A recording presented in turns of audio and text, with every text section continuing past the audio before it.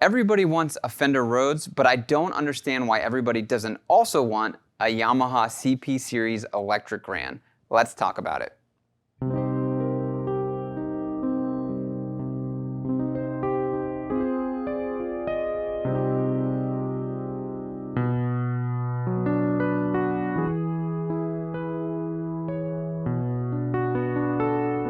Hi, I'm Zach Marr from Alamo Music here in San Antonio, Texas. You can find us online at alamomusic.com. If you haven't already, hit the subscribe button, turn on your notifications. This is our Alamo Sound Lab channel where we talk about all things music tech related. And today we're talking about the Yamaha CP70 and asking the question, is it worth it? And to be technical, it's actually the CP70B.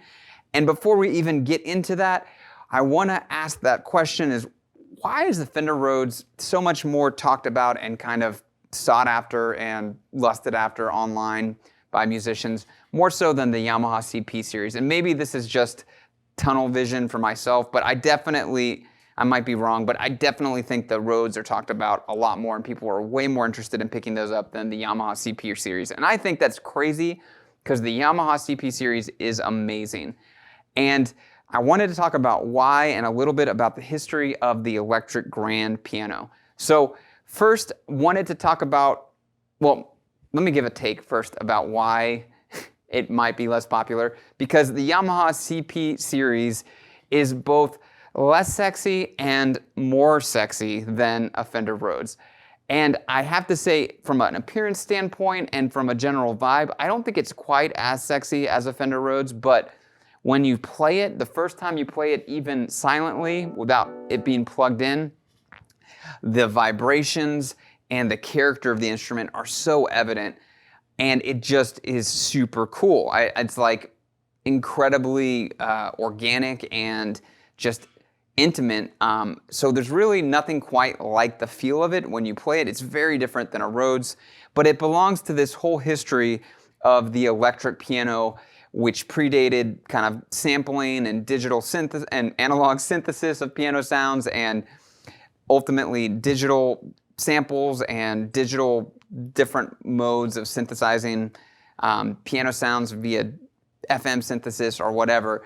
This was the precursor to all that. And it really, part of the reason the Fender Rhodes was more popular is it predates this step in the evolutionary process. So the first electric grand, I believe, was like made by Bechstein, like it was called the Neo Bechstein, made in the 20s. It was kind of an experimental electric grand. And these grands, and this one in particular, used more of a guitar style pickup system to amplify the very acoustic the acoustic mechanisms of a piano. So it has hammers that play actual strings, and it's scaled, and it's got less strings than an actual piano. And this one is the 70, so it was 73 keys instead of the 80, which had 88 keys.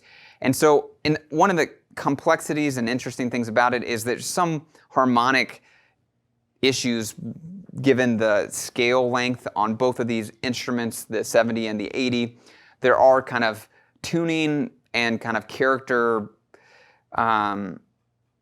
let's say unique points or personality. It is not like a piano it's not this, it is very much like a piano, but very much not like a piano. And if you look online and you see what people say about these, some people are like, well, there is some interesting tuning things that happen given the scale design and given the number of strings that are in it, and just, it's not quite like a piano. But I think that's what also makes it wonderful, because it has its own character. The Rhodes has its own character. The CP series definitely has its own character and its own kind of palette that for piano enthusiasts or for people that love all the different types of piano iterations and emulations and just different moments of piano and piano history. This is definitely a piece that is, I think, unique, and there's nothing that really replaces it. There's samples, there's VSTs, I think the Yamaha CP series has some, and the Reface has some kind of voices that are tributes or kind of digital reimaginations of it, but a real CP70 or CP80 has its own magic and character, and it's got this awesome tremolo effect, and you can use a patch in and out to put outboard effects through the signal, used by people like Billy Joel and My Life, and used extensively by Genesis and Phil Collins. Very, very classic instrument. It was around like $4,000 when it came out, which is like 12 to 15 grand in today's dollars. And I think if someone were to try and make this in a new version of that, it would likely be that much, 12 to 15 grand. This is not a non-complex instrument.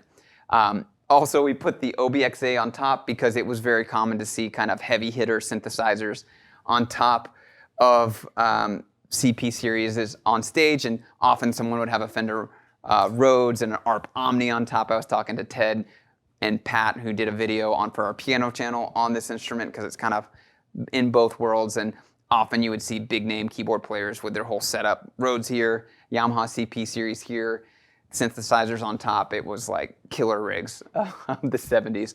And I asked Ted, I was like, what was the vibe at the time? And he said, well, for the CP series, they were kind of cutting edge, and people really thought they were awesome, but they were much more expensive than the Rhodes at the time. And Rhodes came before, and so that's really why they were a little bit more popular and probably have more history. So again, let's take a listen, and then we'll kind of conclude with some thoughts on, is it worth it today? On the vintage market, what price are they going for? We'll talk about the end of the video, but first, let's take a listen, and then we'll kind of cut to the end and talk about that.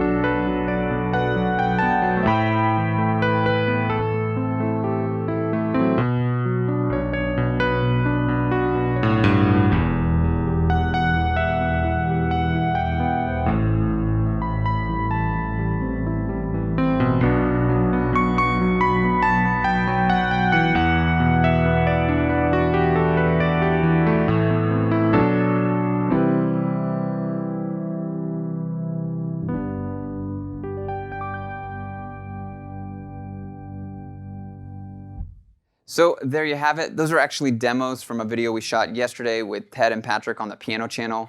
They covered the CP70 from kind of a different angle, and we'll probably do another video with Ted probably on this channel talking about the history and some of the great artists that use this instrument, because it's a really fun history. I love the piano. I think it's really one of the ultimate instruments, and we love to talk about it here at the store. So probably gonna have another video following up on the CP70. So is it worth it? Is it still a good investment today? Well, what's interesting is there's a bunch of different models of these. There's the 70, the 70B, the 70M, the 80, the 80M, and I think there's like a 63, a CP63, or there's a kind of an oddball one. I couldn't find a lot of information about that one. But basically there's 88 note versions and the 73 note versions, and then the differences are in the electronics, whether or not they had an EQ, how complex the EQ was, and then some of the later models, when you get into the 80s, they put MIDI on them. And what people say about the MIDI ones is it really takes some of the magic out. Who knows if that's true? I haven't played a whole bunch of these, but there's an argument and a narrative that the earlier ones are the better ones, or the ones with less electronics capture the magic better than the ones that came later with more kind of gunk in them. Personally, I love the 70B. I think this is in the sweet spot. And price-wise, on the used market, it's all over the place. You can find them for $1,500 all the way up to $5,000. And personally, I definitely think they're worth it. These are complex instruments. It has an actual piano inside of it.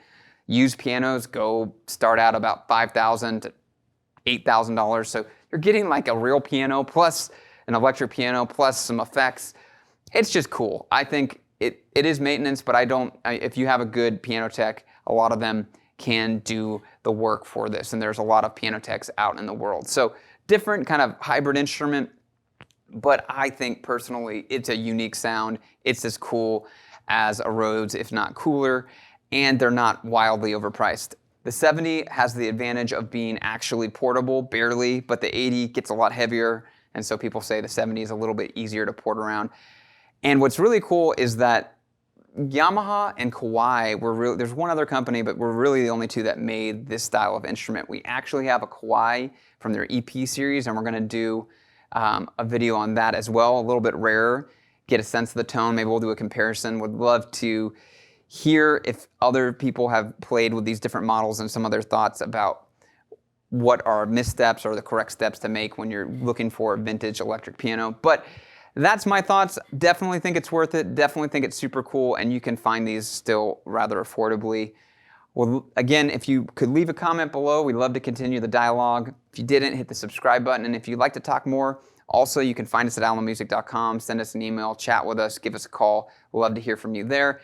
Hope everybody is having a wonderful holiday so far this kind of winter, and I wish everybody the best with their families and a very musical Christmas. Talk to you later.